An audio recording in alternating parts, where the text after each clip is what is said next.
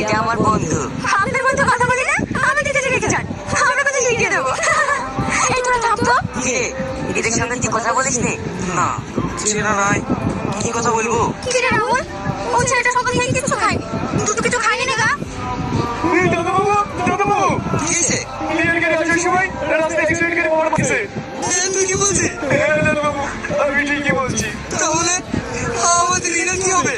ঠাকুর মশাই, এগুলোর উপায় একটা আছে। কি উপায় ঠাকুর মশাই? এই লগ্ন থাকতে থাকতে ওকে যদি কেউ বিয়ে করে তাহলে আর লগ্ন কষ্ট হবে না। এখন ছেলে আমি কোথায় পাবো? কে আমার মেয়েকে বিয়ে করবে?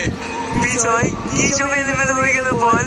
কাঁদিস না রাহুল, তোদের যদি কোনো আপত্তি না থাকে তাহলে রিনাকে আমি বিয়ে করবো। আমার আপত্তি কিসে? তোমার চরম পাওয়া।